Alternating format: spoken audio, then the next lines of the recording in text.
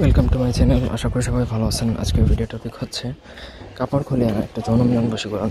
তো এটা সাধারণত স্বামী স্ত্রীর উপর প্রয়োগ করে। যদি কোনো স্ত্রী তার স্বামী সাথে সহবাস করতে চায় না বা যৌন মিলন করতে চায় না, আবার অনেকে এটা খারাপ উদ্দেশ্যে প্রয়োগ করে। যেমন কারো যদি কাউকে পছন্দ হয়, তার সাথে যদি যৌন মিলন করতে চায় তাহলে এটা করে, তবে নিষিদ্ধ এটা।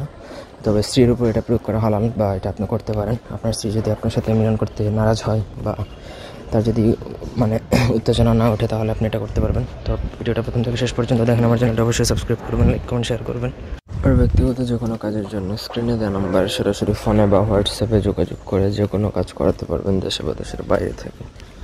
এখানে একটা মন্ত্র আছে, প্রথমত মন্ত্রটা বলে দিচ্ছি। এটা হচ্ছে নিষিদ্ধ কুকা পণ্ডিত, যেটা ইন্ডিয়াতে ব্যান করা হয়েছে, সেই কিতাবের মন্ত্র হচ্ছে ওম যৌন মিলনে স্ত্রী বশীকরণে কুরুকুরুষা। মূলত এটা স্ত্রীকে যৌন মিলনে রাজি করানোর জন্য, কিন্তু এটা অনেকে যুবতী নারী প্রেমিকা বা ভাবির উপর প্রয়োগ করে, যার উপর ইচ্ছা আপনি যার সাথে সহবাস করতে চান।